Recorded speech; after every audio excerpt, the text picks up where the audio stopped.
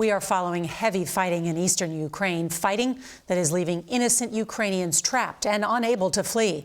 This as the civilian death toll is growing.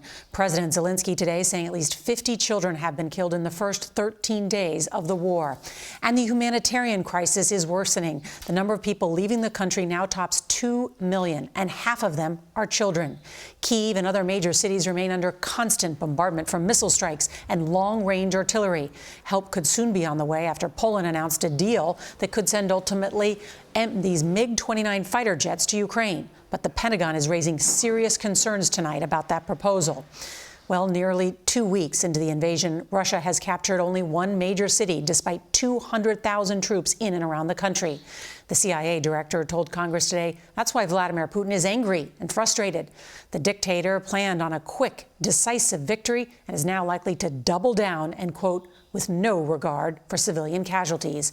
We have a lot to get to tonight, starting with CBS's Charlie D'Agata in Kyiv. Good evening, Charlie. Good evening to you, Nora. The Russian government announced another ceasefire here in the capital and 4 other cities starting from tomorrow morning to allow for the evacuation of civilians.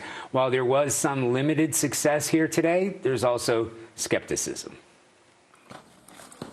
This ceasefire came too late to save the lives of 2 children pulled from the rubble in Sumy.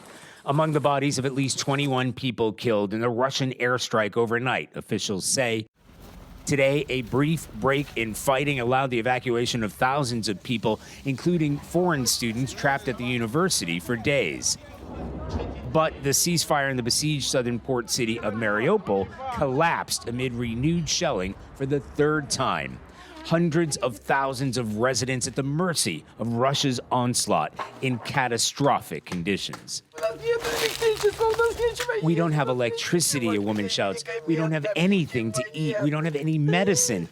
We've got nothing.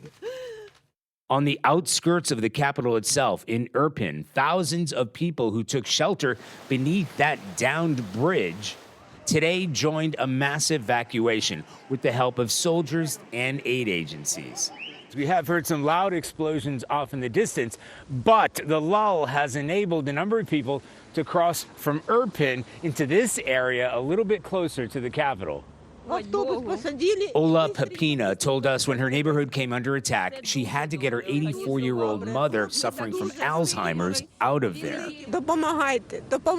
Please help us. Please help our government, she asked, breaking down in tears. Her husband said, I'm Russian, but I hate Russia. I hate them. They're killers, as explosions rang out.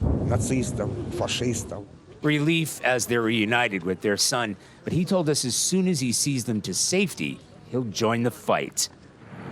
As Russian troops close in on the capital, terrified residents are seeking shelter wherever they can. At the city hospital, the maternity ward has been turned into a bomb shelter, a hallway lined with pregnant women huddling on mattresses.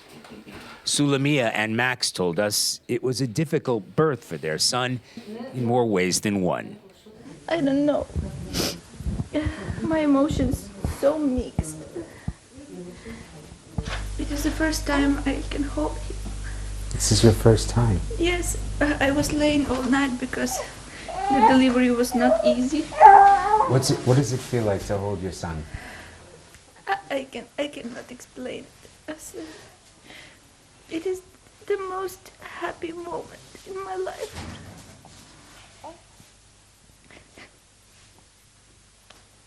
In an emotional address to British Parliament today, Ukrainian President Volodymyr Zelensky echoed Winston Churchill and quoted Shakespeare, saying, to be or not to be, the question could have been about Ukraine. Obviously, it is to be.